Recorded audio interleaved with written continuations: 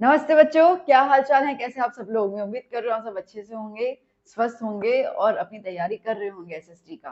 तो मैं अभी लेके आई हूँ आपके लिए the most important 2 marker question. Section B के लिए 2 मार्कर क्वेश्चन है।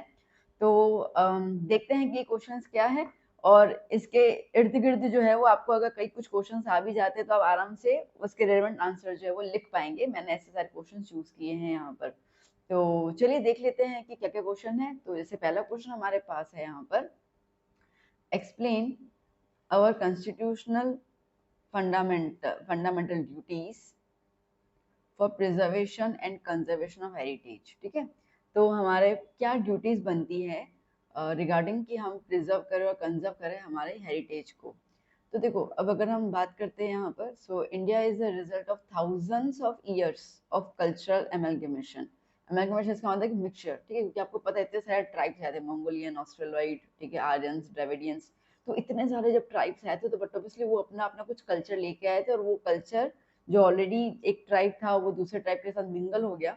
ओके, और इस साथ कल्चर कल्चर हमारा मतलब सदियों से न बहुत ज्यादा मिक्सचर में कल्चर चला है। ठीक है, जिसके अंदर आर्ट, वर्क्स, ट्रेड, कॉमर्स सब आ गया है।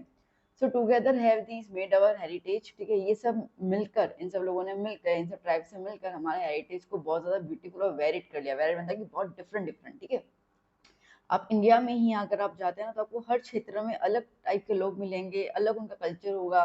ठीक है, फेस्टिवल सेलिब्रेट करने का, शादी करने का, खाने का, मतलब आपको पता ही है। ठीक है, आप नॉर्थ में जाइए, ईस्ट में जाइए, आपको ईस्ट के लोग अलग दिखेंगे, नॉर्थ के अलग दिखेंगे, साउथ के अलग दिखेंगे, and they have the different culture. ठीक है, तो ये अट्रैक्टिव और रिच कल्चर आपको कहीं और इस तरीके से कंट्री में नहीं दिखेगा। सब जैसे एक ही ऑलमोस्ट फ्लो में चलते हैं। इंडिया के अंदर आपको हर क्षेत्र में अलग अलग चीजें मिलती हैं। Our heritage and culture has brought us tremendous glory. ठीक है, इसकी वजह से हमारा अगर हम देखें, हमारे देश का जो नाम है वो पूरे दुनिया भर में जो है वो इसके लिए बहुत ज़्यादा फेमस है। एंड इसके लिए ये हमारा ड्यूटी बन जाता है कि हम उसको प्रिजर्व करें। And every citizen should observe that nobody harms the Asian. ठीक है, और हमारी ये ड्यूटी है कि जो हमारा एशियन कल्चर है, मेमोरियल्स हैं, ठीक है, उनको कोई हार्म ना हो। जैसे कि आर्टिकल 51A में ये बताया गया है कॉन्स्टिट्यूशन के अंदर कि यहाँ पर फंडामेंटल ड्यूटीज जो है वो हर सिटीजन को निभानी है। उसके अंदर आर्टिकल 6, 7 और 9 में बताया गया स्पेशली कि हमें इम्पोर्टेंस समझना होगा हमारे कल्चर का, और समझना होगा कैसे उसको प्रिजर्व किया जा सकता है।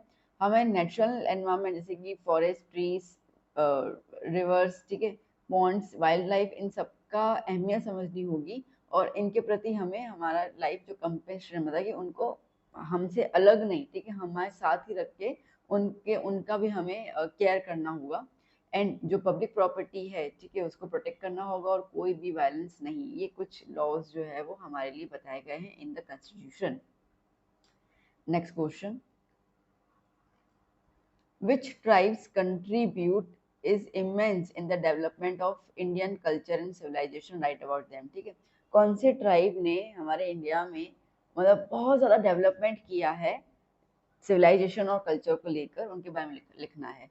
तो वो जो ट्राइब है बेटा वो है ऑस्ट्रेलॉइड ट्राइब। ठीक है, जिसको निषाद पीपल कहते हैं, जो बेसिकली साउथ ईस्ट एशिया से आए थे। ठीक है, साउथ ईस्ट एशिया से आए थे। कीवर्ड्स याद करते जो, बाकी आगे पीछे सब लिख ही दोगे। ठीक है, वो ब्लैक कॉम्प्लेक्शन के थे, काले काले थे, उनका फॉरहेड जो था वो काफी ब्रॉड था, नोज फ्लैट था, और हाइट काफी शॉर्ट थी। ठीक है, वो उनका जो ओरिजिन है, मतलब जहाँ पे वो एक्चुअली पहले रहते थे, ये वाली जो ट्राइब्स थी वो रहते थे कोल मुंडा में। ठीक है, खासी ट्राइबल्स आसाम में, एंड अंडमान निकोबार और म्यांमार में आपको ये देखने को मिलते हैं। उनका कंट्रीब्यूशन इंडियन कल्चर के अंदर इमेंस रहा है, बिकॉज उन्होंने यूटेंसिल्स बनाए, मिट्टी से बर्तन बनाए, ठीक है, कॉटन क्लोथ कैसे पहनना है, क्या है, और बहुत सारे और स्किल्स थे जो वो हमारे डिसेंडेंट्स को देके गए। And plus they were religious also. ठीक है, काफ़ी रिलीजियस भी थे। तो इसके लिए हमको सबके अंदर ना, हम इतना ज़्यादा इंडिया के अंदर इतना ज़्यादा भगवान को माना जाता है, बाकी और कंट्री में इतना ज़्यादा डिवोशन, ठीक है, भगवान की तरफ नहीं होता है जितना हमारे इंडिया में है।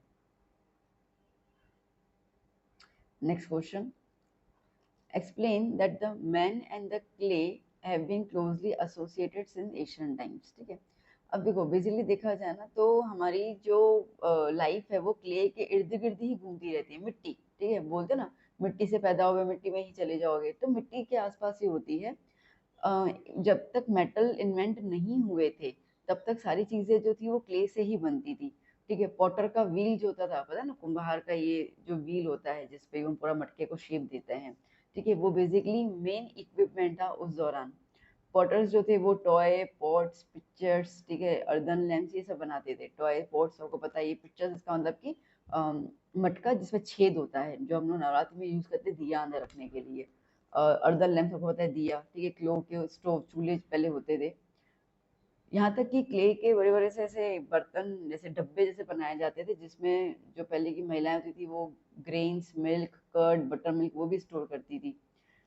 क्ले और काउडंग को मिलाकर, ठीक है, वो अपनी दीवारों को प्लास्टर करते थे। अभी हम कलर करते हैं ना, ठीक है, पहले वो प्लास्टर करते थे। And evidence of red colour, red colour clay का एविडेंस आपको देखने को मिलता है लोथल में, मोहनजोदारो और हड़प्पा में।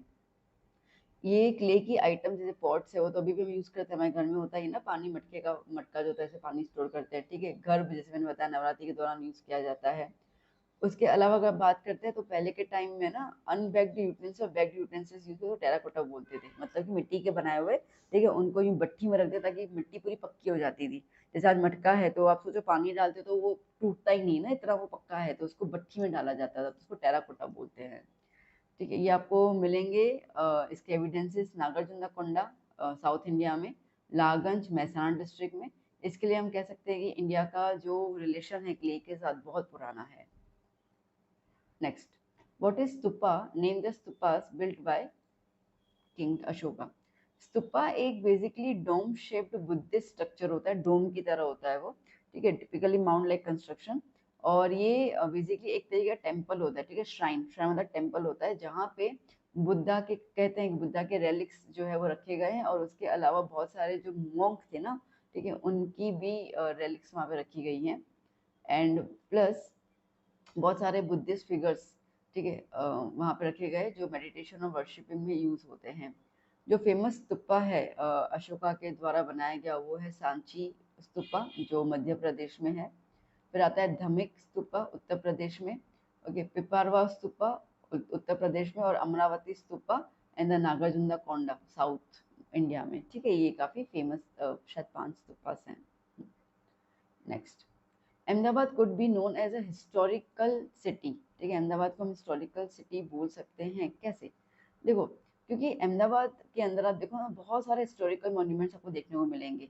अब कुछ नाम आपको लर्न करने पड़ेंगे, इस पूरे क्वेश्चन में नाम ज़्यादा हैं। सिद्दी सैयद की जाली, ठीक है, फोर्ट बारा, Jama Masjid, mask of queen SIPRI, रोजा सरखेज, कांकरिया तालाब, झूलता मीनार, ठीक है, हाथी हठी सिंह, क्वीन रूपमती के मॉस्क हैं। ये कुछ आर्किटेक्ट्स आपको इंडिया में देखने को मिलेंगे, जिसमें जो शेकिंग मीनार है, मतलब कि झूलता मीनार जो है वो सारंगपुर दरवाजा के बाहर है, रायपुर गोमतीपुर में, इंडिया के, ये अहमदाबाद के बच्चों को पता ही होगा। ठीक है, और ये अभी तक मतलब ना ये सीक्रेट अनसॉल्व है कि ये झूलता मीनार, जो मीनार है इतने लंबे, वो झूलते कैसे हैं, स्टिल कोई इसका साइंटिस्ट जो है वो तोड़ निकाल नहीं पाया है। सिद्दी सैयद की जाली जो है ग्रिल, ठीक है, काफी फेमस है, क्योंकि वो पूरी ग्रिल पे है ना ज्योमेट्रिकल और वेजिटेशन, ऐसे फ्लावर्स ये वो ऐसा कुछ उन्होंने कार्विंग किया हुआ है। ठीक है, तो इसलिए बहुत ज्यादा फेमस है, ये दिखने में बहुत सुंदर दिखती है। ठीक है, next question, today many wild animals are on the verge of extinct. ठीक है, बहुत सारे वाइल्ड एनिमल्स जो है वो अभी लाइक एक्सटिंक्ट हो रहे हैं because of the human beings. ठीक है, तो एक्सप्लेन करना है इसको। देखो, जो रीजन है वो सीधी सी बात यह है कि ह्यूमन इंटरफेरेंस जो है ना काफी बढ़ गया है in the grassland and watershed areas of the forest. ठीक है, तो जहाँ पर भी फॉरेस्ट में घास वास उगता है और थोड़ा पानी स्टोर होता है ना जहाँ पे, तो वहाँ पे हम लोगों ने जाना शुरू कर लिया, जिसकी वजह से वहाँ का जो नेचुरल हैबिटेट है, ठीक है, वहाँ पे एनिमल्स जो है वो डेंजर में आ गए हैं। सीधी बात है, वो उनका इलाका ही हमारा इलाका, इलाके आज वो हमारे इलाके में तो हमारे डेंजर होता है, तो हम उनके इलाके में जाएंगे तो उनके लिए खतरा ही है ना। ओके, उसके अलावा हमने फॉरेस्ट को डिस्ट्रॉय करना शुरू किया है। अब नेचर का इम्बैलेंस तो हुआ ही हुआ है, अब इसके अंदर देखा जाए तो यही फॉरेस्ट जो है वाइल्ड एनिमल्स का घर है। ठीक है, तो भी देख, अगर उनका घर ही हमने उनसे छीन लिया तो बेचारे कहाँ जाएंगे। ओके, एंड हंटिंग भी करते हैं हम लोग उनके बालों के लिए, स्किन के लिए, बोन्स के लिए, हॉर्न्स के लिए, इन सब के लिए हम उनका हंटिंग भी करते हैं, तो this is also another reason. Greed और नीड, ठीक है, ये फुलफिल करने के लिए हमने फॉरेस्ट को बहुत ज्यादा एक्सप्लॉइट कर लिया, मतलब जितना फॉरेस्ट हमें दे रहा है ना उससे निचोड़ के हम उससे और ज्यादा ले रहे हैं।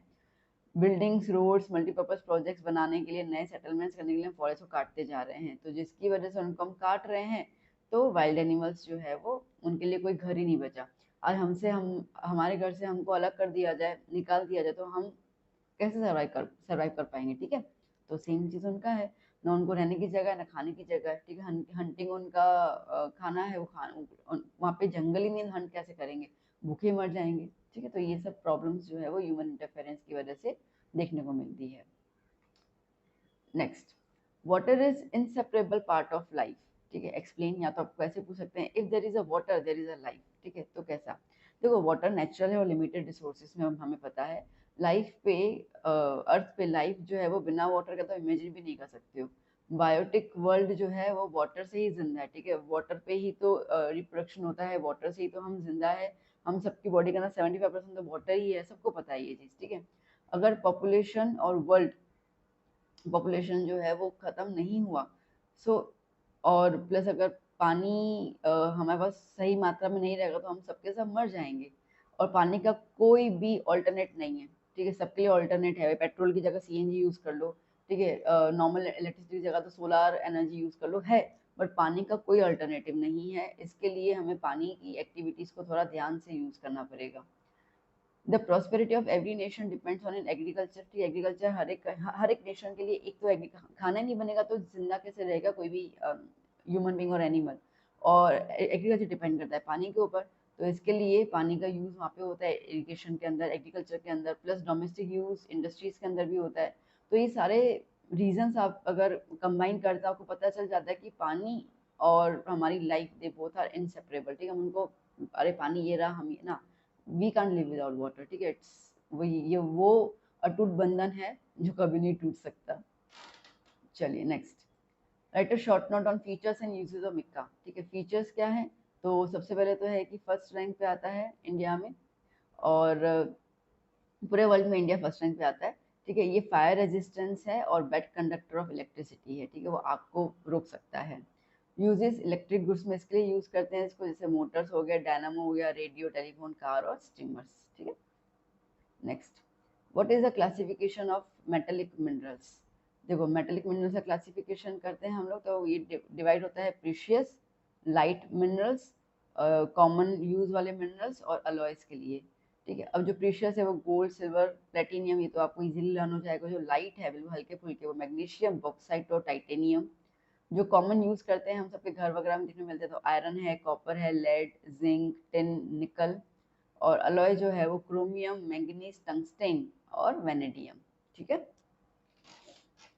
Next, during the visit of West Bengal, it is noticed that the people use jute, doormats, ropes and gunny bags। तो उसका पीछे रीजन क्या है, देखो वेस्ट बंगाल के पास जो है ना वो हुगली नदी है, ठीक है।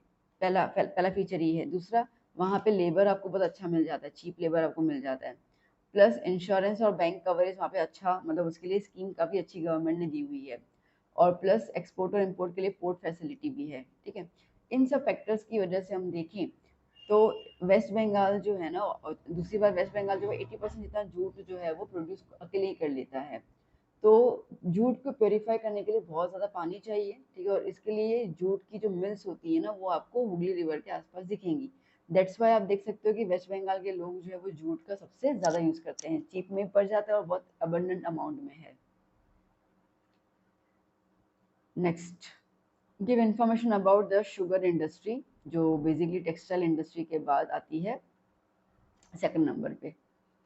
सॉरी टेक्सटाइल नहीं, एग्रीकल्चर बेस्ड इंडस्ट्री के बाद, ठीक है।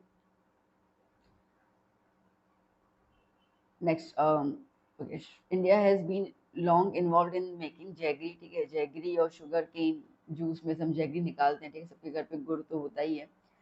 इन एग्रो बेस्ड इंडस्ट्रीज, ठीक है, एग्रीकल्चर बेस्ड इंडस्ट्री में शुगर जो है वो टेक्सटाइल इंडस्ट्री के बाद सेकंड नंबर पे आती है। फर्स्ट नंबर हमारे इंडिया में टेक्सटाइल इंडस्ट्री है। अब बेसिकली ये होता है ना कि जूस जो है शुगर केन का वो 24 घंटे के अंदर निकाल देना पड़ता है, और जैसे आप उसको हार्वेस्ट करते हो, ठीक है। वरना उसका जो वाटर लेवल है ना धीरे धीरे क्या हो जाएगा, डिक्रीज होने लगता है। If the water level of sugar cane reduces, ठीक है, तो हमें शुगर की क्वांटिटी कम मिलेगी। तो इसके लिए शुगर फैक्ट्रीज जो है ना वो शुगर केन सेंटर्स जहाँ पे ग्रो करते हैं ना उन्हीं के आसपास लगाई जाती है, ये आपको महाराष्ट्र, उत्तर प्रदेश, जो गन्ने का जूस मिलता है ना गुजरात में, तो गुजरात में अहमदाबाद तो लिख ही देना, ठीक है। गुजरात आ गया, आंध्र प्रदेश आ गया, तमिलनाडु आ गया, मतलब जहाँ पे तो जहाँ पर भी वाटर फैसिलिटी है कोस्टल एरिया से, वहाँ पे आपको देखने को मिलेगा। गुजरात के अंदर ही आपको देखने को मिलता है बरडोली, गांडेवी, ओलपड़, व्यारा, भरूच, कोडिनार, तालाता, गिर, ये कुछ, ठीक है, जगहों पर। Next, explain the difference between insurgency मतलब रिबेलियन या टेररिज्म। ठीक है, अब देखो रिबेलियन जो है ना वो नेशनल प्रॉब्लम होता है, हमें ना हमें देश की कुछ बातें अच्छी नहीं लगती ना, तो हम उस पर देश से जो है वो थोड़ा सा मन मुटाव हो जाता है, तो रैली वैली निकाल के हम उसका क्या करते हैं, अपोज करते हैं, तो वो नेशनल प्रॉब्लम है। ठीक है, टेररिज्म जो है वो ग्लोबल प्रॉब्लम है, पूरी दुनिया भर में इसकी आफत आई हुई है। ओके, बेसिकली यहाँ पर जो है हम हमारी गवर्नमेंट से ही लड़ते हैं, यानी कि ना कोई गवर्नमेंट की बात समझ नहीं आ रही तो हम उनसे लड़ेंगे। यहाँ पर टेररिज्म इज अगेंस्ट इधर देयर ओन कंट्री और अगेंस्ट विद अनदर कंट्री। 99% दूसरी कंट्री के लिए होता है, जैसे पाकिस्तान इंडिया का चलता रहता है, ठीक है, तो पाकिस्तान टेररिस्ट बेस्ड है इंडिया के अंदर, तो कंट्री टू कंट्री रहता है। ये बेसिकली रिबेलियन जो है वो लोकल पीपल की मदद से रैली निकाली जाती है, आंदोलन किया जाता है, जैसे खेरूत वगैरह हो जाते हैं, और यहाँ पे लोकल सपोर्ट मे और may not be, we can't say right now, like depend करता है क्या है। ठीक है, development of state is suffering from problem is, अब इसमें क्या था ना, जिस स्टेट में रिबेलियन हो रहा है ना, मतलब जिस स्टेट में रैली निकल रही है, वो स्टेट का डेवलपमेंट जो है वो रुक जाता है। यहाँ पे तो कंट्री का डेवलपमेंट ही रुक जाता है, ठीक है, क्योंकि टेररिज्म के अंदर तो हर पूरी कंट्री को कर्फ्यू में ला देते हैं, ठीक है। Next, what power does article 19(5) of the constitution provides to governor. तो ये बेसिकली पावर देता है to restrict the movement and right to settle down in the tribal areas to protect the interest of the scheduled tribes, ठीक है। तो scheduled tribes जो है उनके लिए एक पावर है गवर्नर को, मतलब गवर्नर मतलब स्टेट को दिया हुआ है, to restrict the movement and right to settle down in tribal areas, ठीक है, कि वो अपने ट्राइबल एरियाज में रहें, कोई दिक्कत नहीं है, और उनका जो भी कल्चर है वो उसको प्रोटेक्ट करें, ठीक है, और कोई भी उनको वहाँ से लाइक रिमूव नहीं कर सकता है, ठीक है, इसका रेस्ट्रिक्शन ऑफ मूवमेंट, उनको कोई वहाँ पे से मूव नहीं कर सकता है। नेक्स्ट क्वेश्चन, देखो अपना आप बोलोगे मैम कहीं आप दो लाइन का आंसर दे रहे हो, कहीं पे आप क्या, अब देखो क्वेश्चन तो क्वेश्चन डिपेंड करता है। अब आर्टिकल 19(5) की इतनी सी बात है तो उसमें बड़ा चढ़ा कर तुम लिख नहीं सकते हैं यहाँ पर, ठीक है। जहाँ पर देखो ऐसे जनरली एसएसटी के अंदर आपको है ना थोड़ा लेंथी लिखना पड़ता है, ठीक है, लेंथ देखा जाता है, सीधी सी बात है। तो जैसे कि बी सेक्शन है 2 मार्क का, तो 2 मार्क में आप 4 पॉइंट लिख के नहीं छोड़ सकते, ठीक है, आपको 6 पॉइंट तो लिखना है, मतलब उतनी आपको हैबिट डालनी है कि 6 पॉइंट लिखना ही, ठीक है। साइंस नहीं कि आपको पॉइंट टू पॉइंट आंसर लिखना होगा, तो you have to make it lengthy. But जहाँ पे क्वेश्चन ऐसा है ही नहीं कि तुम लेंथ कर सकते हो, तो ओके देन सेटल डाउन, मतलब वहाँ पे उतना खत्म हो जाना चाहिए, ठीक है। तो वो आपको थोड़ा सा लाइक प्रेजेंट माइंड रखना पड़ेगा कि कौन से आंसर को डिटेलिंग कर सकते हैं, कौन से को जरूरत नहीं है करने की। जैसे अभी वी कंसिडर रिवर इज लोक माता, तो लोक माता हम कहते हैं नदियों को, तो ये काफी डिटेल्ड है, काफी हम इस पर डिबेट और चीजें बता सकते हैं, तो उसको फिर लिखो आप 6-7 पॉइंट्स के अंदर ना। लोक माता का मतलब क्या होता है, मदर ऑफ पीपल, ठीक है, लोक मतलब पीपल, माता मतलब मम्मी, ठीक है, तो लोगों की माँ, तो गॉडेस ऑफ पीपल भी कहा जाता है इसको बहुत सारे लैंग्वेजेस के अंदर। रिवर्स को हम जनरली लोक माता प्रेफर करते हैं इंडिया के अंदर, क्योंकि ये नेचुरल वैसे है हमारे लिए, ठीक है, शुरू से पानी पानी का बहुत ज्यादा इंपॉर्टेंस रहा है हमारी लाइफ में। अगर हम देखें तो इंडियन कल्चर को देखा जाए तो फ्लरिश, मतलब इंडियन कल्चर शुरू ही रिवर बैंक से ही होता है, इंडस और रवि पहले के टाइम पे जो रिवर बैंक्स थी, गंगा, यमुना, सरस्वती, इंडस, नर्मदा, गोदावरी, कृष्णा, ये काफ़ी ज़्यादा इन्फ्लुएंस्ड रिवर्स हैं, ठीक है, जो लोग मतलब काफ़ी ज़्यादा प्रभावित होते हैं इनसे, क्योंकि यही हमारे लिए ड्रिंकिंग वाटर का सोर्स है, यही हमारे डोमेस्टिक का है, यही इरिगेशन है, यही डेवलपमेंट है, सब सब कुछ इन्हीं से ही है। ओके, और रिवर्स जो है वो इंडस्ट्रीज डेवलप करने में भी इन्हीं का ही हाथ है, यूटेंसिल्स बनाने में भी इन्हीं का ही हाथ है। So they also provide water to construct houses, ठीक है, घर बनाना है तो पानी चाहिए। तो देखा जाए तो नदियाँ जो है वो हमारे लिए इनवैल्यूएबल गिफ्ट्स हैं, उनका कोई भी मोल नहीं लगा सकते हैं। Owing to such great blessings of rivers, Indians जो हैं वो नदियों को लोक माता कहते हैं। अब आपको पता है ना महाकुंभ का जो मेला हुआ, तो क्या हुआ, सब वहीं गए ना, वो जो संगम है त्रिवेणी संगम, ठीक है, वहाँ पे डुबकी लगाने जो भी होता है, तो दैट मीन्स कि उनको ऐसा है कि नदी में जाएंगे तो हमारे पाप धुल जाएंगे या वॉट एवर, ठीक है, बीमारी हो पाप हो जो भी, वो अपनी श्रद्धा से गए होंगे, तो वो नदी, वो त्रिवेणी संगम, वो जो पानी है उसकी इतनी ज्यादा है कि हम उनको ऐसा भगवान, ठीक है, के का दर्जा दिया जाता है हमारे इंडिया में। Next, explain the difference between natural heritage and the cultural heritage. जो कल्चरल हेरिटेज के अंदर क्या आता है, प्लेसेस, स्ट्रक्चर्स जो मेन मेड बनाई हुई चीजें हैं, ठीक है, स्टोन इंस्क्रिप्शन आ गया, टेम्पल मोस्क आ गया, ओके, मॉन्यूमेंट्स आ गए, आर्ट वर्क आ गया, ये सब आता है। तो कल्चर जो है वो कल्चरल हेरिटेज हमें हमारे एंसेस्टर से मिला हुआ है। जबकि नेचुरल हेरिटेज में आ गया नदी, समुद्र, ठीक है, forest, mountains, streams, trees, plants, ये सब, ठीक है, जो वेजिटेबल्स, बर्ड्स जो हमें भगवान से मिला हुआ है, और ये इनवेल्यूएबल गिफ्ट है नेचर की तरफ से, ठीक है, हम इसको कभी क्रिएट नहीं कर सकते हैं। Next, write a note on the painting as an art in India. ठीक है, पेंटिंग हमारे इंडिया में एक अच्छा आर्ट है, इसको मैं बताना है। Painting is a supreme form of art, सबसे महत्वपूर्ण है, क्योंकि इसमें हम लोग लाइंस, ज्योमेट्रिकल फिगर्स, डिजाइन, उनसे कलर्स से काफ़ी कुछ चीज़ें प्रेडिक्ट कर सकते हैं। ठीक है, पेंटिंग का जो एम होता है ये होता है कि to imitate the animate and inanimate objects of nature and express them through creative geometrical lines, design and colours. ठीक है, वो तस्वीर, ठीक है, जिसको देख के आप समझ सकते हो कि ये क्या बोलना चाह रही है, मतलब तस्वीर का एक्सप्रेशन, ठीक है, लोगों को जो भी बताता है। तो basically painting is a form of art, ठीक है, जहाँ पे चीज़ों को हम लोग ना एनिमेट करके सोच के और उसको हम लोग कैनवास पे उतारते हैं। ठीक है, कैनवास पे जब उतरती है तो वो एक मैसेज रिफ्लेक्ट करती है। अब अगर आप इसको देखो तो आपको बेसिकली हड़प्पन कल्चर से ही काफ़ी जो है वो देखने को मिलता है इंडियन आर्ट्स के अंदर। आर्कियोलॉजिस्ट ने तो काफ़ी ज़्यादा पेंटिंग्स के ऊपर काम किया है और देखा है कि कितनी टाइप्स की पेंटिंग्स जो है वो पहले से बनाई जाती थी। यहाँ तक कि हमें केव पेंटिंग भी मिली, ठीक है, मतलब कि केव गुफा के अंदर भी पेंटिंग की गई थी। कहाँ पे, एमपी, भीम बेटका में। ठीक है, प्रिमिटिव मैन ने उस दौरान जो है वो स्टोन एज के दौरान पेंटिंग्स बनाई थी। फिर बात करते हैं कि painting content pictures of animals, birds, ठीक है, sketches of elephants, rhinoceros, deer, flowers.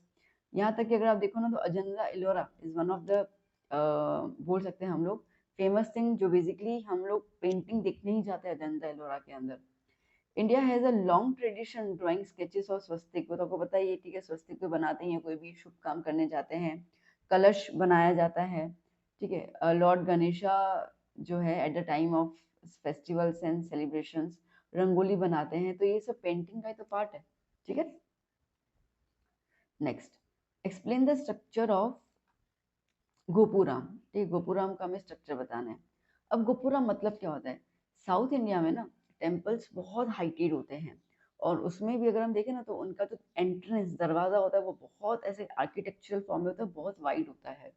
आपने बहुत सारे साउथ की मूवीज में देखी है, जो आपको शायद ध्यान नहीं रहा होगा, और आपने साउथ की मूवीज में देखते हो कि कभी कोई मंदिर जाते हैं ना, तो बहुत मंदिर का जो वॉल होता है ना, एंट्री, वो बहुत ऐसे बड़ा होता है, विशाल होता है। तो गोपुरम इसका मतलब कि entrance of temple. The construction of temple gain monument, ठीक है, अब इसकी वजह से लोग जो है ना वो, मतलब देखा जाए तो ये पंड्यास रूलर्स के दौरान जो है वो काफ़ी ज़्यादा फेमस हुआ था, और फिर उसके बाद काफ़ी साउथ इंडिया में इस तरीके के गोपुरम टाइप के टेम्पल्स बनाए गए थे। They built higher outer walls, मैंने बताया ना, ठीक है, वॉल्स जो है वो काफ़ी ज़्यादा हायर होती है, ब्यूटीफुली डेकोरेटेड, बहुत सुंदर सुंदर कलर्स होते हैं गेट के ऊपर, और यही गेट को हम गोपुरम कहते हैं। ये जो आर्किटेक्चरल स्टाइल है गोपुराम की, वो हमारे कल्चर, रिलीजियस को रिफ्लेक्ट करती है, हमारे बिलीफ को रिफ्लेक्ट करती है। गोपुराम के अंदर जैसे मैंने बताया, ठीक है, आपको माइथोलॉजिकल फिगर्स, फ्लोरल डिजाइंस, भगवान की मूर्तियां, ये सब देखने को मिल जाएगा स्कल्पचिंग के फॉर्म में। Artistic glory has become more popular, ठीक है, देन इट्स टेम्पल्स, मतलब कि टेम्पल से ज्यादा ना ये बाहर जो गोपुराम का जो ये पूरा वॉल है ना, एंट्रेंस, वो ही बहुत ज्यादा मशहूर है। जैसे गोपुरम ऑफ कांची एंड मदुराई, ये तो बिल्कुल like it gives aesthetic pleasure. ठीक है, अभी भी आप जब दूसरे देखो ना, मतलब wow, what immense architecture. Architecture style of gopuram is significant for its culture, spiritual, historical importance. ठीक है, जहाँ पे वो क्राफ्टमैन उस टाइम के कैसे होते थे, तो कितने ज्यादा वो लाइक विजनरी होते थे, ठीक है, वो आपको पता चलता है। Done. Next question, write a short note on Kailash temple of Ellora. जो कैलाश टेम्पल जो है वो अजंता एलोरा में केव नंबर 16 में सिचुएटेड है। ये टेम्पल 50 मीटर की लंबाई पर है, 33 मीटर चौड़ाई और 30 मीटर हाइट है उसकी। ये बहुत बड़े एक सिंगल मैसिव रॉक से पूरा टेम्पल जो है वो बनाया गया है। It is adorned with beautiful doors, balcony से, और पिलर्स के बहुत सारे पिलर्स भी है वहाँ पे, और इसकी ब्यूटी आप शब्दों में बयान नहीं कर सकते हो। Describe the effects of deforestation, deforestation के इफेक्ट्स बताओ। देखो सबसे पहले तो ये है कि डिफॉरेस्टेशन मतलब ये क्या होता है कि फॉरेस्ट का डिस्ट्रक्शन।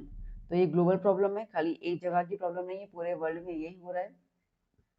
डिफॉरेस्टेशन बहुत तेजी से बढ़ता जा रहा है, जिसकी वजह से कार्बन डाइऑक्साइड की क्वांटिटी बढ़ती जा रही है, एटमॉस्फेयर में ग्रीन हाउस इफेक्ट आ रहा है, जिसमें मतलब गर्मी इतनी ज्यादा है कि बाकी सारे सीजन जो है वो दिखते ही नहीं है। ठीक है, ठंडी महीना भी मुश्किल से होती है, ठीक है, ज्यादा होती नहीं है। बारिश एक डेढ़ महीना खत्म। ये तो 12 महीनों में जहाँ पे हर सीजन को 4-4 महीने का गैप दिया था, अभी वो साइक्लिक सीजन जो है वो एक डेढ़ महीने में खत्म हो जाते हैं। मैक्सिमम जो है वो समर सीजन चलती है, तो समर सीजन चलती है इसलिए बिकॉज ऑफ द CO2 का लेवल ज्यादा हो गया है, सॉइल इरोड हो जाता है। ठीक है, फार्म जो है वो डिट्रॉइट होते जा रहे हैं, उनकी क्वालिटी खत्म होती जा रही है। फॉरेस्ट जो है वो देखा जाए तो डिक्रीज हो रहा है। डिफॉरेस्टेशन की वजह से बहुत सारे लिविंग ऑर्गेनिजम्स का घर उनसे हट गया है, छीन लिया गया है। अबॉर्ड मतलब घर। ठीक है, यहाँ तक कि पॉपुलेशन इंक्रीज होने की वजह से हम सब ने भी हमारे जो एरिया से एक्सपांड करते गए और डिफॉरेस्टेशन करते गए हैं। एज अ रिजल्ट जो वाइल्ड एनिमल्स है बेचारे वो अर्बन, क्योंकि उनको भी तो रहना ही है, तो वो शहर में आते हैं, तो हमको लगता है कि वो हमारे पे अटैक करने आते हैं, तो हम फिर उन पे अटैक कर लेते हैं। Carnivorous animals entering human areas killing them and there domestic animals, और ये आजकल बहुत ज़्यादा कॉमन हो गया है। तो वो हमारे इलाके में नहीं आ रहे, हम उनके इलाके में चले गए ना, हमने फॉरेस्ट काट लिया ना, तो इसके लिए तो गए तो हम उनके इलाके में हैं। Next, state the objectives of multipurpose projects. क्यों बनाते हैं? सबसे पहले फ्लड को कंट्रोल करने के लिए, सोइल इरोजन को प्रिवेंट करने के लिए, ड्रिंकिंग और इरिगेशन के लिए पानी की सुविधा होने के लिए, इलेक्ट्रिसिटी जनरेट करने के लिए, इंटरनल वाटर ट्रांसपोर्टेशन और एंटरटेनमेंट पर्पज के लिए, एंड वाइल्ड लाइफ प्रोटेक्शन और डेवलपमेंट ऑफ फिशनरीज के लिए, फिशरीज के लिए, sorry. Next, state the uses of limestone. Limestone एक ना सेडिमेंट्री रॉक होता है जिसके अंदर कैल्शियम कार्बोनेट काफ़ी अच्छी खासी मात्रा में होता है। ये सीमेंट प्रोड्यूस करने में सबसे ज़्यादा यूज होता है।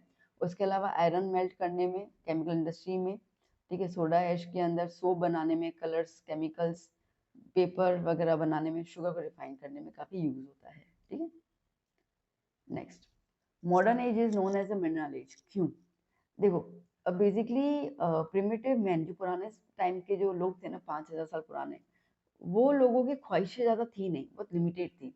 इसके लिए उनकी लाइफ जो थी वो पत्थर और उनके थ्रू चल गई, ठीक है, उनको कोई दिक्कत नहीं आई।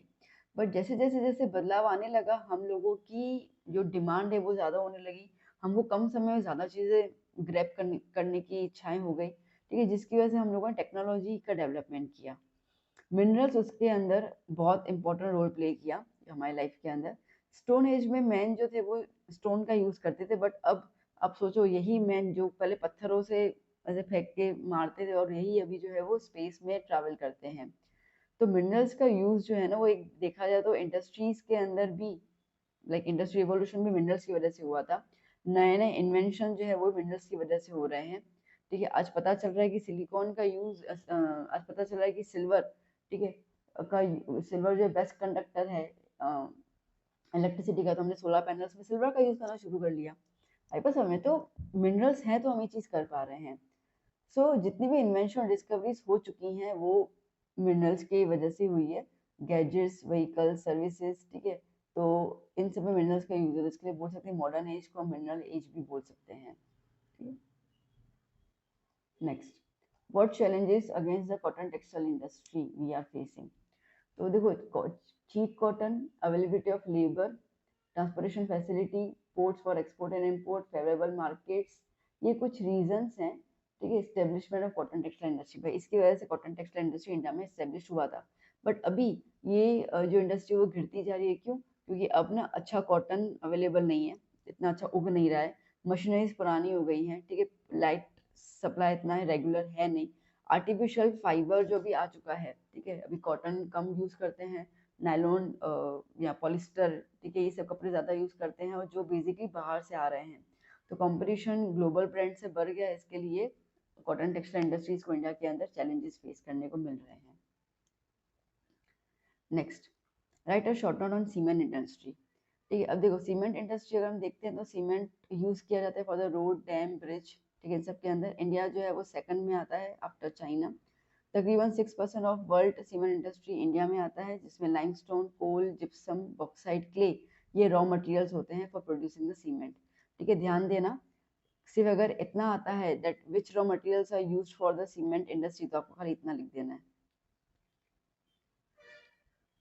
कई बार 2 मार्क में सिर्फ इतना ही पूछ लेते हैं, raw materials used for cement industry. ठीक है, next, raw materials of cement and hence the cement is quite heavy in weight. ठीक है, सीमेंट फैक्ट्रीज जो है वो आपको वहीं देखेंगे जहाँ पे रॉ मटेरियल ज़्यादा अवेलेबल है, इसमें गुजरात के पास ज़्यादा होता है, तो Gujarat is consider as the well developed area for the cement industries. Next, explain the term minority. Minority का मतलब क्या होता है? देखो, माइनॉरिटी का मतलब होता है कि वो लोगों, लाइक वो ग्रुप ऑफ पीपल जो मेजोरिटी में नहीं है, ठीक है, regarding some certain their language, their religion, वो मेजोरिटी में नहीं आते हैं। देखो, माइनॉरिटी की कोई भी स्पेसिफिक डेफिनेशन तो हमारे कॉन्स्टिट्यूशन में दी नहीं हुई है, तो जनरली हम ये बोलते हैं कि टोटल पॉपुलेशन जो कंट्री की है, ठीक है, उसमें से जो कम परसेंटेज में है, ठीक है, वो माइनॉरिटी में आ जाते हैं। So forming less than half of the total population. ठीक है, हाफ से अगर कम में है तो उसको माइनॉरिटी बोल सकते हैं। जिसकी वजह से इंडिया के अंदर हम देखें तो मुस्लिम्स, क्रिश्चियंस, ठीक है, जोरेट्रियंस, ये माइनॉरिटी में आते हैं। अब क्रिश्चियंस अगर आप इंग्लैंड में देखो तो मेजोरिटी में आएंगे, है ना, और मुस्लिम आप अरब कंट्री में देखो तो मेजोरिटी में आएंगे। ओके, तो यहाँ पे ग्रुप ऑफ पीपल की बात है, तो कोई भी कास्ट और रिलीजन माइनॉरिटी में नहीं आता, वो उस कंट्री के अंदर कितने पॉपुलेशन के बेसिस पे उस माइनॉरिटी और मेजोरिटी डिसाइड होता है। जैसे गुजराती से अगर हम देखते हैं तो महाराष्ट्र के अंदर हम माइनॉरिटी में चले जाएंगे, ठीक है, क्योंकि महाराष्ट्र में मराठी लैंग्वेज बोलने वाले होंगे, हमें मराठी बोलने नहीं आती है। प्लस तो ये लिंग्विस्टिक प्रॉब्लम, ठीक है, प्लस हमारी क्वांटिटी महाराष्ट्रियन लोगों से कम होगी, नंबर ऑफ पीपल, तो हम एक ही कंट्री में रहकर हम महाराष्ट्र में स्टेट में ही हम लोग माइनॉरिटी में आ जाते हैं। ठीक है ना, नेक्स्ट,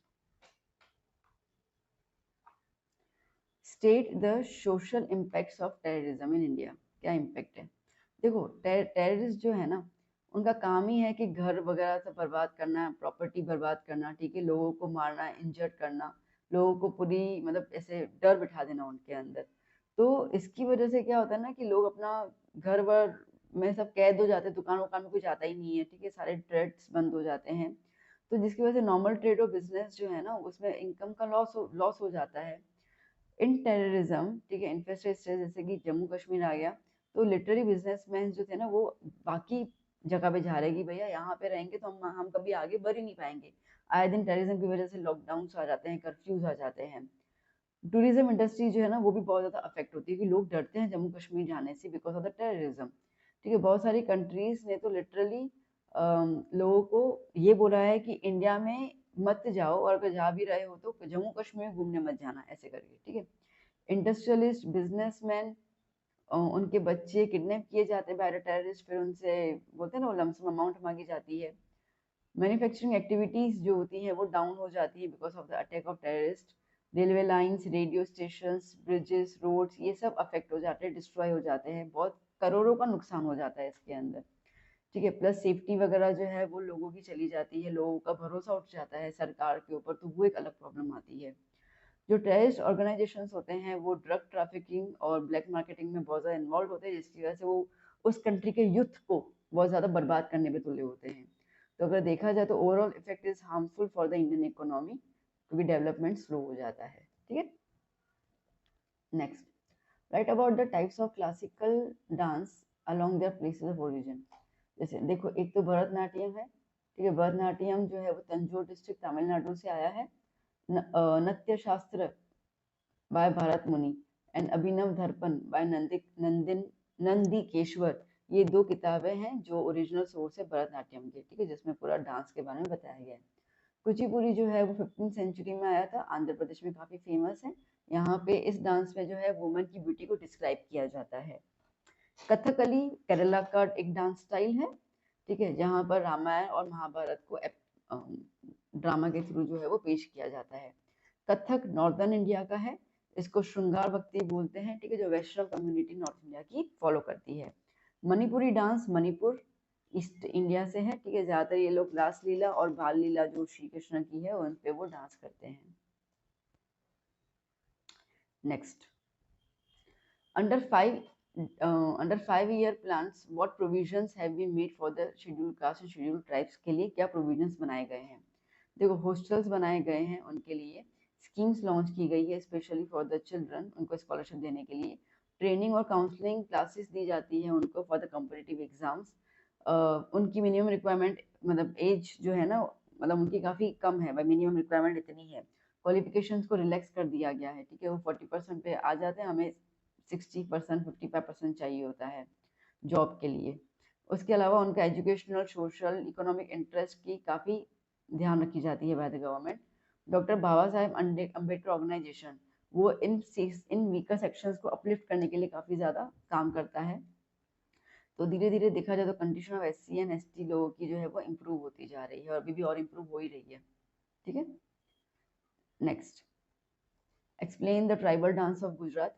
जो आदिवासी लोग होते हैं, ट्राइबल पीपल, ठीक है, बेसिकली वो कुछ डांस करते हैं और डांस करते सेलिब्रेशन करते हैं फेस्टिवल्स का, मैरिजेस का, फेयर्स का, और भगवान और माताओं को प्रसन्न करते हैं। जो ट्राइबल डांस है वो ऑलमोस्ट एक सर्कल फॉर्म में जनरेट की जाती है, ठीक है, जहाँ पे लोग ड्रम, मंजीरा, ढोलक वगैरह बजाकर अपने रिलीजन लैंग्वेजेस में गाना गाते हैं। ट्राइबल डांस का एक फॉर्म है छाड़ो, ठीक है। यहाँ पर जो डांसर्स हैं वो पीछे की तरफ पीकॉक के पंख, ठीक है, वो हो गए, स्क्वायरल्स हो गए, स्पैरो हो गया, ऐसे कुछ इमिटेशंस करके डांस करते हैं। ये आपको ज़्यादातर डंग एरिया में दिखाई देगा गुजरात के। दो ऐसे डांस फॉर्म्स हैं, मालिनो छाड़ो और ठाकरियो छाड़ो, ऐसे कुछ नाम है, ये डंग एरिया में आपको देखने को मिल जाते हैं।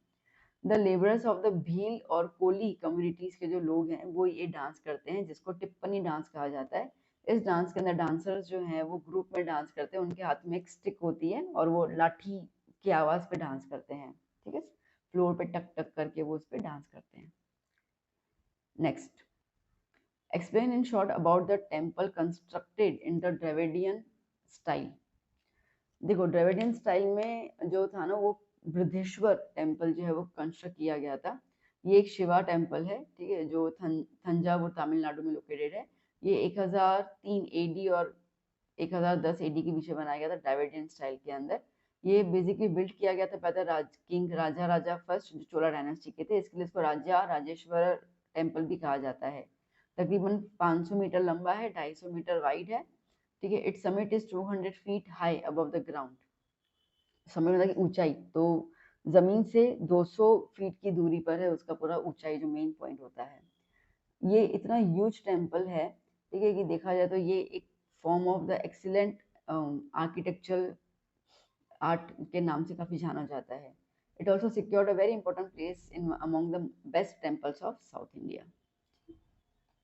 Next, on which monument the memorable statement pious hearts are welcomed in the garden of paradise लिखा हुआ है, ठीक है, उसके फीचर्स बताइए। डायरेक्ट क्वेश्चन में लगता है राइट शॉर्ट ऑन ताजमहल, या तो ऐसे भी लगता है कि ताजमहल को 7 वंडर्स में क्यों रखा गया। तो 3 टाइप के क्वेश्चन आपको दिए जाते हैं, answer is the same, Taj Mahal के बारे में ही लिखना है। तो आपको पता है कि वो यमुना नदी के बैंक पर है, ठीक है, आगरा उत्तर प्रदेश में। 7 वंडर्स में से एक है ये बेस्ट टॉम्ब जो है वो माना जाता है पूरे वर्ल्ड में। जो राजा थे शाहजहां, ठीक है, जो बेसिकली ग्रैंड सन थे अकबर के, उन्होंने अपनी वाइफ मुमताज की याद में, मुमताज महल की याद में ताजमहल बनाया था। ताजमहल के अंदर एक मकबरा है जो मुमताज महल का है। शाहजहां स्टार्टेड इस कंस्ट्रक्शन इन 1631, उनकी वाइफ के मरने के बाद, इन 1630, ठीक है, और it took 22 years long to complete the Taj Mahal, ठीक है, और कंस्ट्रक्शन खत्म हुआ था 1953 में। Shah Jahan hired experts from the Indians, ठीक है, ईरानियन, अरेबियन, टर्किश, पूरे दुनिया भर में से जो जो एक्सपर्ट थे ना उनको बुला के बनवाया था। शाहजहां लाइक ही वाज थिंकिंग काश मुमताज जो थी वो जिंदा होती और अपना नाम यहाँ पे देख पाती, तो इसके लिए मुमताज महल का नाम इमोरल, मतलब जब तक लोग हैं तब तक उनकी याद जो है वो बनी रहेगी।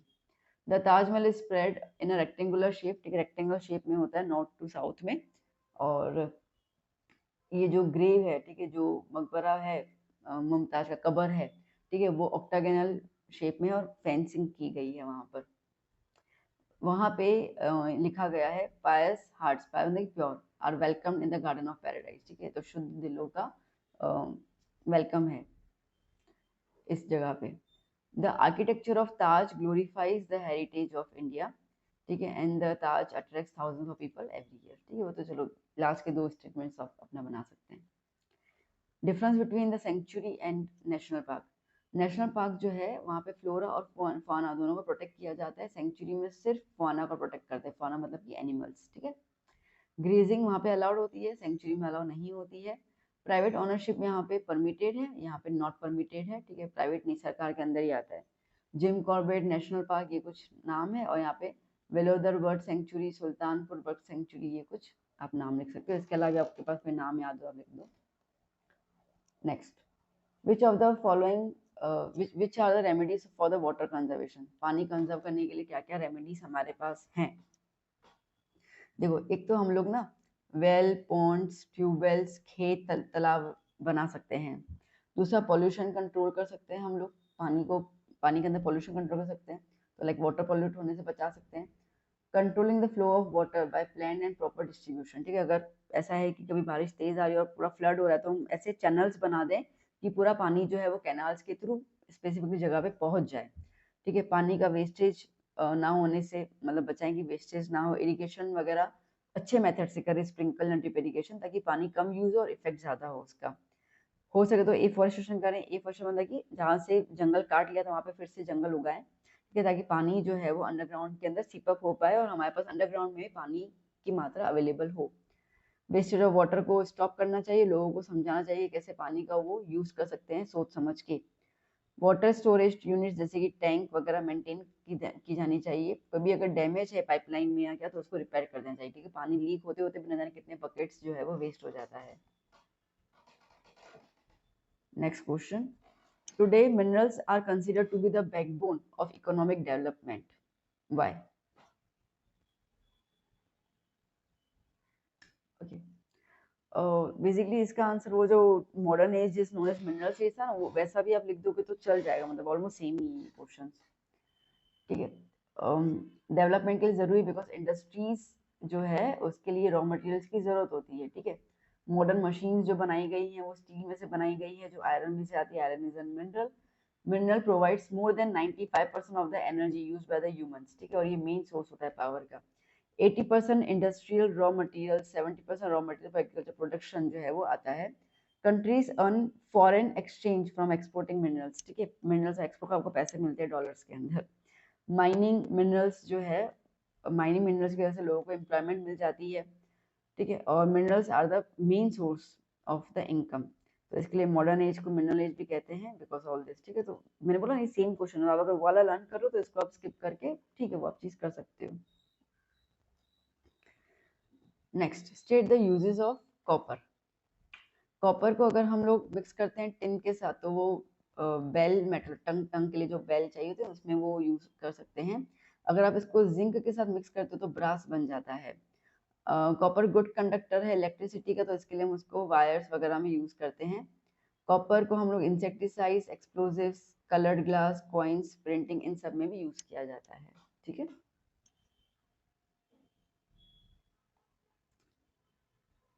Next, give the information about the most ancient people belong to the Dravidian race, ठीक है। यहाँ तो ड्रेविडियन रेस ने इंडियन कल्चर में बहुत ज्यादा पार्टिसिपेट किया है, एक्सप्लेन करना है। देखो, ड्रेविडियंस ओरिजिनली इंडिया से बिलोंग करते थे।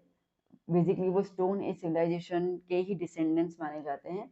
उन्होंने ही मोहनजोदारो कल्चर क्रिएट किया था, ठीक है। एंड ये वो ट्राइब है जो इंडिया में आई थी फ्रॉम द नॉर्थ, और फिर उसको हमने ड्रेविडियन का नाम दिया था। उनकी खुद की एक लैंग्वेज और कल्चर है, ओके। उन्होंने हमें कॉन्सेप्ट दिया था माता और पिता का, मतलब मदर एज अ गॉडेस और father as a god. Parvati और शिवा हमारे माता पिता हैं, वो ट्रेडिशन यही लाए थे, ठीक है। Mahadev, Mahakali, they give the tradition of worshipping the nature and animals, ठीक है। धूप, आरती, दिया, ये सब करना, ये सब यहीं से आया था, ओके। ये काफी ज्यादा like they were the believers of the deities, भगवानों में काफी मानते थे। आर्यंस ने भी उनके इन कल्चर्स को काफी ज्यादा एक्सेप्ट किया था और उनके अपने कल्चर में इसको इन्वॉल्व किया था। The people of south India are considered as Dravidians, और इसके लिए ड्रेविडियंस जो है वो तमिल, तेलुगु, कन्नड़, मलयालम लैंग्वेज बात करते थे, और अभी भी साथ में वही सब लैंग्वेजेस चलती हैं।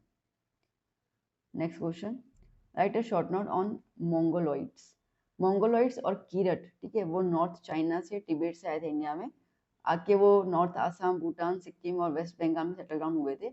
इनको कीरट कहा जाता है क्योंकि उनकी स्किन येलो कलर की होती है, फ्लैट फेस होता है, चिक्स काफी चबी होते हैं उनके, और उनकी आंखें जो है वो बादाम की शेप जैसी होती हैं, ठीक है।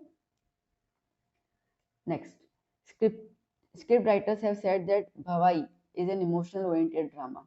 एक ये क्वेश्चन सकता है, एक ये क्वेश्चन पूछ सकते हैं कि रंगला रंगीली जो है उन्होंने सोशल थीम्स पे काफी काम करते हैं, तो उनके उस आर्ट के मैं बताऊँ, रंगला रंगीली मतलब कि भवाई के बारे में है। भवाई वेस्टर्न इंडिया मतलब कि गुजरात में काफी ज्यादा फेमस है। ये 700 साल पुराना है। असित थक्कर जी ने लिखा था इस टाइप का ड्रामा सोलंकी एरा में। बेसिकली ये इस पे कोई पर्दे वर्दे नहीं होते हैं, ठीक है। सिंपल सी छोटी सी लाइट होती है और पीछे थोड़ा सा लाइट म्यूजिक चलता है। इसके अंदर जो लोग अपने आप को जो कैरेक्टर्स की तरह प्रेजेंट करते हैं वो रामदेव, झांडा, झूलन, कजोरा, ये कुछ फीचर्स हैं भवाई के। भवाई जो है वो अफोर्डेबल मीन्स है, ठीक है, फॉर एजुकेटिंग, जहाँ पे वो सोशल लेवल्स जो भी थे, दूध पीती बच्ची को बचाना, ठीक है, ऐसे कुछ सोशल लेवल्स की प्रैक्टिसेस पे ये एक मैसेज देते थे। इट्स लाइक अ नुक्कड़ नाटक, ठीक है, ऐसा होता था। रंगला रंगीली जो है वो बेसिकली गर्ल्स एजुकेशन को प्रमोट करते थे, एक सेफ गर्ल चाइल्ड उनके लिए। और लास्ट में ये माता की पूजा करते थे, जैसे जय अम्बे माँ है, ठीक है, उनकी पूजा करके शहनाई बजा के और फिर भजन कीर्तन करके उसको समाप्त करते हैं। Next, okay, right a short note about the stupa of Sanchi. अब स्तूपा ऑफ सांची जो है वो मयूरन पीरियड में बनाया था, मध्य प्रदेश में सिचुएटेड है। ये स्तूपा ऑफ सांची जो है वो पूरा ब्रिक से बनाया गया है। जो ओरिजिनल प्रेजेंट स्तूपा है, ठीक है, उसका ये आधे साइज का है। The Buddhist stupa reveals a high standard of development in the technical and the artistic skills. Next, India has been a land of pilgrims since ancient times. ठीक है, हमारे यहाँ पे pilgrims का लाइक जैसा लैंड ना, तीर्थ यात्रा जो है वो यहाँ पे बहुत है। तो क्यों? अब देखो, अगर यूं देखा जाए तो यहाँ पे 4 धाम की यात्रा आपको पता है, ठीक है, 12 शिवलिंग है वो आपको पता है, जिसके अंदर बद्रीनाथ उत्तराखंड में, रामेश्वर तमिलनाडु में, द्वारका गुजरात में और जगन्नाथपुरी ओडिशा में काफी फेमस है। टोटल 51 शक्तिपीठ हैं, जो सती माता की नहीं, वो जब उनका निधन हुआ था तो उनके बॉडी के पार्ट्स गिर गए थे, तो ऐसे 51 शक्तिपीठ हैं। अमरनाथ यात्रा और केदारनाथ यात्रा आपको पता है, ये इंपॉर्टेंट प्लेस माने जाते हैं।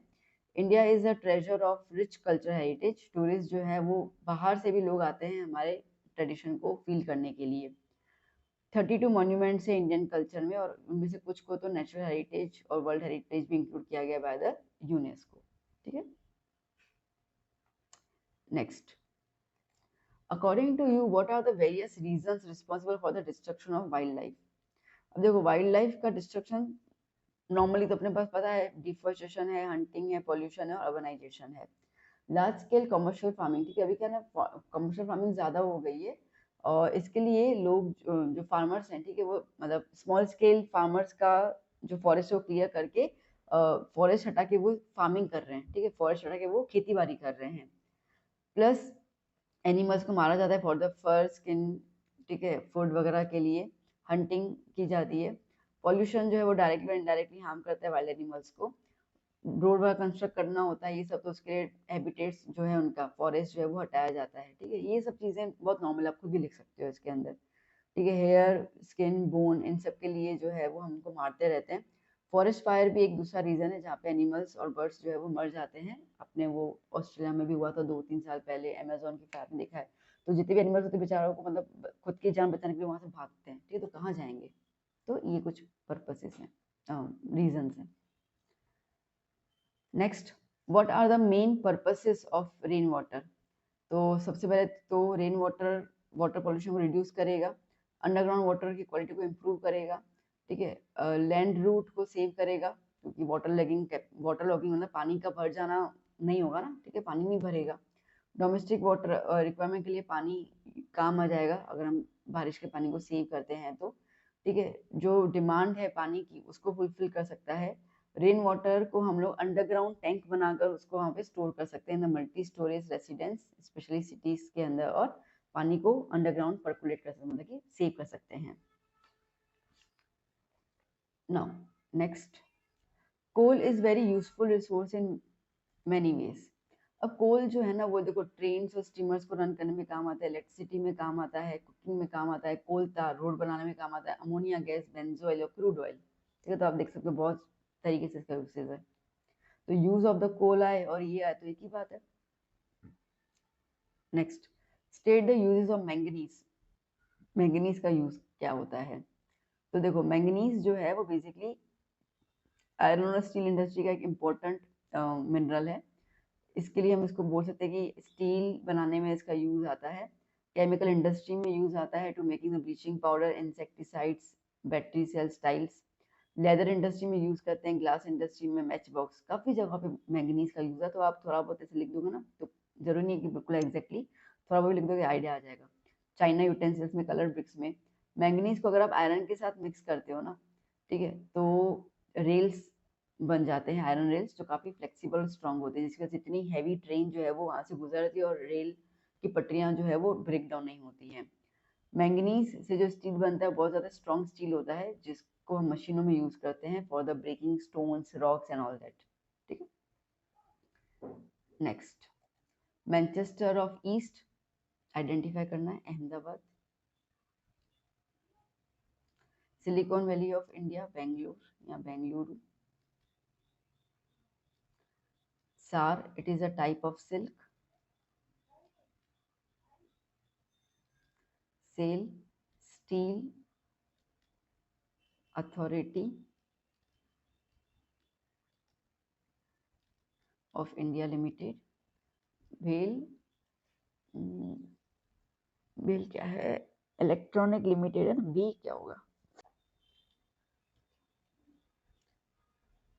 Bharat electronic limited. ठीक है, चलिए next, write a short note about the chemical industries. Chemical industry की बात कर लेते हैं। तो देखो, इंडस्ट्री यहाँ पे हमारे पास दो टाइप के केमिकल्स आते हैं, एक आता है ऑर्गेनिक केमिकल इंडस्ट्री, एक आता है इनऑर्गेनिक केमिकल इंडस्ट्रीज। ठीक है, industries that produce organic chemicals, जैसे पेट्रोलियम आ जाते हैं तो उसको हम लोग पेट्रोलियम केमिकल इंडस्ट्रीज कहते हैं। तो पेट्रोल केमिकल इंडस्ट्री जो है वो basically which produces the products using the chemicals derived from the petroleum. Petroleum या पेट्रोकेमिकल्स और ऑर्गेनिक केमिकल्स जो है वो artificial fibre, artificial rubber, plastic goods, colours, chemicals, इन सब में यूज होता है। ये इंडस्ट्रीज जो है वो जनरली ऑयल रिफाइनरीज के आसपास ही सेटअप की जाती है। इंडिया का एक अच्छा पोजीशन है in the insecticide industry. Gujarat जो है वो लीड करता है केमिकल इंडस्ट्री में, स्पेशली अहमदाबाद, बड़ौदा, अंकलेश्वर, भरूच। ठीक है, next, what are the social impacts of terrorism. देखो, सोशल इम्पैक्ट्स ये है कि टेररिज्म जो एक्टिविटी है वो बेसिकली लोगों के अंदर डर पैदा करने वाला है। ठीक है, फियर एंग्जाइटी लोगों के अंदर, वो शक, मतलब उनको अपने ही पड़ोसियों से शक हो जाता है कि अरे कहीं ये तो टेररिस्ट नहीं, कि वो उनकी शक्ल दिखा तो होता है। ठीक है, वो तो एक नॉर्मल इंसान की तरह ही आपके आसपास जो है वो जीते हैं, रहते हैं। ठीक है, फिर लूटिंग, रोबरिंग, स्टैबिंग, मतलब कि चाकू मारना, ठीक है, ये सब एक्टिविटीज बढ़ जाती है। ये इफेक्ट्स की वजह से लोग इतने ज्यादा डर जाते हैं सारे के सारे ग्रुप में, कि पेरेंट्स को डर लगता है कि अपने बच्चों को स्कूल कैसे भेजें, वाइफ्स को डर लगता है कि उनके पति ऑफिस जा रहे हैं तो सही सलामत आ जाएं। ठीक है, बच्चे वगैरह जो हैं उनको, जो एल्डरली पेरेंट्स होते हैं, दादा दादी, उनको अपने बच्चों का डर, टेंशन होता है। एजुकेशन में भी इसका इम्पैक्ट ज्यादा होता है कि आए दिन स्कूल्स बंद हो जाते हैं बिकॉज ऑफ टेररिज्म। एटमोसफेयर पूरा डिस्ट्रक्टिव हो जाता है। ठीक है, जिसमें सस्पिशियस हो जाता है और जो एक भाईचारे की जो भावना है ना वो चली जाती है। सोशल टेंशन क्रिएट हो जाता है, कम्युनल कॉन्फ्लिक्ट आ जाता है इसके अंदर, फिर हिंदू मुसलमान ये वो सब कुछ आ जाता है। और एक नॉर्मल डे जो है ना वो बिल्कुल कैओस हो जाता है, एक नॉर्मल जिंदगी कोई जी नहीं सकता है। ठीक है, और ये एक मतलब ये हम बोल सकते हैं कि यहाँ से सोशल इंटीग्रेशन क्या हो जाता है, कम हो जाता है, मतलब कि आपस में हर एक कल्चर को रेस्पेक्ट देना कम हो जाता है इसके लिए। ठीक है, next, explain about the naxalite movement. Naxalite movement जो है वो नक्सलबारी एरिया जो वेस्ट बंगाल में है वहां से शुरू हुआ था 1967 में। ठीक है, by the armed protest, arm मतलब हथियार, ठीक है, हथियार पे कुछ प्रोटेस्ट हुआ था by the zamindars. It was inspired by the communist revolution in China. ठीक है, चाइना में कम्युनिस्ट रिवॉल्यूशन हुआ था, माओ सिंह हंग ने किया था। ठीक है, चारू मजुमदार और कन्नू सन्याल ये कुछ फाउंडर्स है नक्सलिस्ट मूवमेंट का, चाइना से प्रेरित होकर उन्होंने यहाँ पे किया था। ठीक है, उनका वही था वायलेंस करना, भाई बॉम्ब एक्सप्लोड करना, मिलिट्री पर अटैक करना, ठीक है, गवर्नमेंट बिल्डिंग्स पर अटैक करना, किडनैपिंग करना, एक्सटॉर्शन करना, फोर्सफुली मनी जब्त कर लेना, ये सब उनका था। ठीक है, इनिशियली एक्सप्लॉइटेड, ठीक है, पीजेंट्स और लैंडलेस वर्कर्स जो थे उन्होंने पहले तो उनको एक्सप्लॉइट किया था बाय द सरकार, तो उन्होंने इनका मतलब इनको सपोर्ट करना शुरू किया। फिर धीरे धीरे उनका सपोर्ट कम हो गया, क्योंकि ये इतने ज्यादा आंतकी हो गए थे ना, कि जो लोकल पीपल है बोला कि नहीं हम ये सब नहीं चाह रहे थे, ठीक है, हम खून खराबा नहीं चाह रहे थे, तो उन्होंने अपना सपोर्ट छीन लिया। ये तकरीबन 13 स्टेट्स में मूवमेंट जो है वो स्प्रेड है। सबसे ज्यादा आंध्र प्रदेश, तेलंगाना, झारखंड, छत्तीसगढ़, उड़ीसा में आपको देखने को मिलता है। दो मेजर नेशनलिस्ट हैं, ये आप प्लीज प्लीज प्लीज अच्छे से लर्न कर लेना। PWG का शॉर्ट फॉर्म भी आ सकता है, कि फुल फॉर्म क्या है तो पता होना चाहिए, पीपल्स वॉर ग्रुप, ठीक है, मायोस कम्युनिस्ट सेंटर, MCC, ठीक है, ये दो मेजर नक्सली ऑर्गेनाइजेशंस हैं। डन। चलिए next, mention the steps to curb the environmental degradation, ठीक है, एनवायरमेंटल धीरे धीरे खराब हो रहा है एनवायरमेंट, तो क्या कर सकते हैं हम लोग। देखो हमें पता है कि इंडस्ट्रीज जो है ना वो एक इकोनॉमी का लाइक पिलर है, ठीक है, और हमारी बहुत सारी प्रॉब्लम्स जो है इंडस्ट्री की वजह से सॉल्व भी हो गई है। बट क्या होता है ना, हर सिक्के के दो पहलू होते हैं, तो कुछ प्रॉब्लम सॉल्व हुई तो कुछ प्रॉब्लम जो है वो अराइज भी हो गई है, जिसमें हम बात करते हैं कि पॉल्यूशन, एनवायरमेंट हमारा डैमेज हो गया है, ठीक है, पॉल्यूशन की वजह से quality of air and everything has been deteriorated, खराब होता जा रहा है। Okay, raw material pollution can be reduce by using, तो इसलिए हम क्या कर सकते हैं, हमने रॉ मटेरियल फ्यूल वगैरह ऐसा यूज करें कि पोल्यूशन कम हो, ज़्यादा ना हो। एयर पोल्यूशन जब हो रहा है ना, तो उसको फिल्टर, स्क्रबर, प्रेसिपिटेटर्स की मदद से फैक्ट्री से पूरा रिफाइन करने के बाद ही उसको गैस को बाहर लीव करें। वाटर पोल्यूशन को हम लोग बचा सकते हैं, मतलब वाटर को बचा सकते हैं पॉल्यूट होने से, अगर जो भी गंदा पानी फैक्ट्री में आता है पहले उसको रिफाइन कर लें, और फिर ठीक कचरा अलग अलग हो जाए पानी, फिर हम उसको नदियों में डाल सकते हैं। तो industrial water can be purified after the treatment and the reused, ठीक है, तो ये तरीके हैं। What is mean by the biosphere reserve. देखो बायोस्फीयर रिजर्व या बायोस्फीयर जोन, ये सबसे बड़ी एरिया होती है जहाँ पे बहुत सारे नेशनल पार्क, सेंचुरीज और रिजर्व्स इकट्ठे होते हैं। ये बेसिकली इंटरनेशनल फॉर्म है, मतलब इंटरनेशनल नॉर्म्स में जिन जिन कंट्री ने पार्टिसिपेट किया था उनको ये नेशनल बायोस्फीयर रिजर्व जोन बनाना पड़ा था, जहाँ पे वो फिजिकल और कल्चरल डाइवर्सिटीज और रीजन को प्रोटेक्ट करेंगे। The bio reserve also protect the insects, birds, animals, ठीक है, land of that area, even the lifestyle of the people. Government बहुत सारे प्रोग्राम्स बनाती रहती है लोगों को बायोस्फीयर के बारे में एजुकेट करने के लिए। यहाँ पे कोई भी ह्यूमन मूवमेंट अलाउ नहीं है, ठीक है। तकरीबन ये 5000 किलोमीटर स्क्वायर की एरिया में स्थित होता है। Nilgiri, gulf of Mannar, great Nicobar, Sundarban, Pachmarhi, ये कुछ इंपॉर्टेंट बायोस्फीयर रिजर्वर्स हैं। Run of Kutch of Gujarat is considered as the biosphere reserve in 2008। चलो क्या बोल रहा है अभी next question, think and answer the following question with the help of paragraph. Underground water has an important place among the sources of water. Underground water is obtained due to the process of water absorbed by the lower strata, ठीक है, तो हमें पता है कि पानी जमीन के थ्रू एब्जॉर्ब होता है, तो पानी वहाँ पे स्टोर होता है। वैसे तो वॉल्यूम ऑफ अंडरग्राउंड अनलिमिटेड है, बट ठीक है, नॉर्दर्न प्लेन्स जो हैं, नॉर्थ वाले एरिया, वहाँ पे 42% ऑफ अंडरग्राउंड वाटर देखने को मिलता है, जबकि साउथ वाले में अंडरग्राउंड वाटर इतना ज़्यादा नहीं है, बिकॉज की वहाँ की ज़मीन जो है वो प्लेट्यू और माउंटेनियस फॉर्म में है, इसके लिए तो हार्ड हो गई ना ज़मीन, ठीक है। तो क्वेश्चन पूछ रहा है कि why irrigation is done through the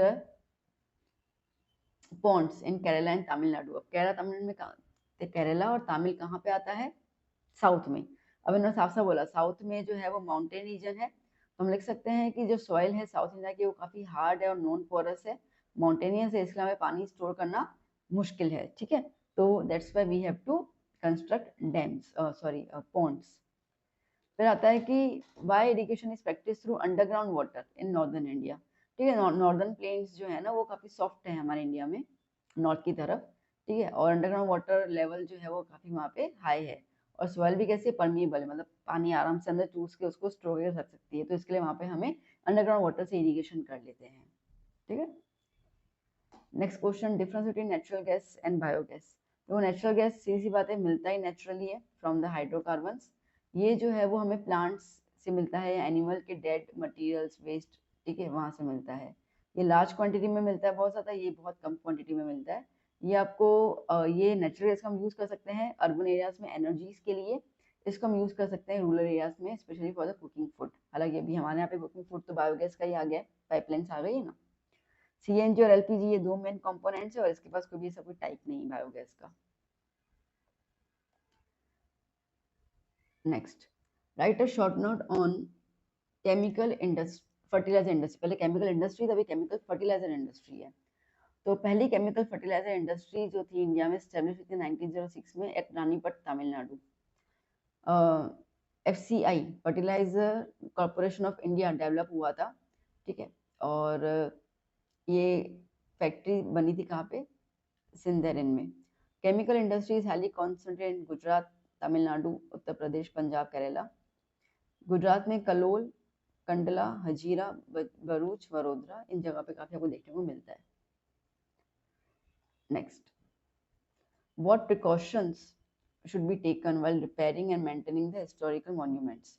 While taking up the work of maintenance, ठीक है, अगर आपको historical monuments को maintain करना है तो हमें कुछ चीज़ों पे ध्यान देना पड़ेगा, और वो ये है, ठीक है, कि experts की advice लेनी है, government के advice से काम शुरू करना है। जो आर्कोलॉजिकल सर्वे ऑफ इंडिया है, ASI, ठीक है, उन्होंने तकरीबन 5000 मॉन्यूमेंट्स जो हैं वो उनके प्रोटेक्शन में है। एनवायरमेंटल कंडीशंस ध्यान देनी है, उसकी रिपेयरिंग के दौरान हमें ये करना है कि जो वो मॉन्यूमेंट पहले दिखता था ना, वो एज इट इज पूरा मॉडिफाई नहीं कर देना है, ठीक है। अब अभी का आर्किटेक्चरल फॉर्म अलग है, पहले का अलग होता है, तो हमें अभी में नहीं, उसका जो भी ओरिजिनल फॉर्म है उसको ही हमें मेंटेन करना होता है, ठीक है। Monuments located away from the land, so maintenance should be done in accordance with the modern science technology, but उसका ओरिजिनल फॉर्म जो है वो हमेशा रिटेन होना चाहिए, हम उसको हार्म नहीं कर सकते हैं, ठीक है। चलिए last question, describe wooden art and inlay work. देखो, वुडन आर्ट अगर हम देखें तो इंसान वुड को बहुत पहले से यूज करता आया है, ठीक है, फॉर द फायर। फिर धीरे धीरे दूसरी एक्टिविटी जैसे वेपन्स बनाना, ठीक है, हथियार बनाना, बिल्डिंगें बनाना, कंस्ट्रक्शन का काम। उसके बाद वुड का यूज होने लगा फॉर मेकिंग द आइडल्स, मूर्ति बनाना, बच्चों के लिए खिलौने बनाना, पिलर, विंडोज, डोर्स, छोटी छोटी झुपड़ी बनाना। ये सब देखकर हम बोल सकते हैं कि वुड का जो यूज है वो बहुत पहले से शुरू हो चुका था। यहाँ पे आपको वुड के झूले भी और नजर आते हैं, ईडर में और सानखेड़ा गुजरात में। झूले तो अपने घर पे वगैरह भी होते हैं, देखे हैं आपने, ठीक है, वुड के होते हैं, घरों के अंदर जो रखते हैं ना वो। नाउ नेक्स्ट इज द कौन सा, इनले वर्क है ना, हाँ ये इनले के लिए है। The art of studying metal pieces of और स्टोन्स इन गोल्ड, ग्लास और other material is called the inlay work. जैसे ये गोल्ड है तो इसके अंदर ये जेमस्टोन स्टड किया हुआ ना, इसको इनले बोलते हैं, ठीक है। बहुत पुराने टाइम से ही चलता आ रहा है, जो हमारे राजा महाराजा रूलर्स थे, रॉयल फैमिलीज के थे, वो ऑर्नामेंट्स पहनते तो उसके अंदर ऐसे जेमस्टोन्स जो थे वो नेकलेस, ब्रेसलेट, क्राउन, इन सब में आपको देखने को मिलते थे। Studded with the precious gemstone, pearls, rubies etcetera. Bikaner area Rajasthan is quite popular for the inlay ornament, ठीक है बेटा। तो यहाँ पे सेक्शन बी आपका कंप्लीट हुआ। सो सेक्शन ए मैप और ये अभी तक मैं आपको प्रोवाइड कर चुकी हूँ, अब अच्छे से लर्न कीजिए।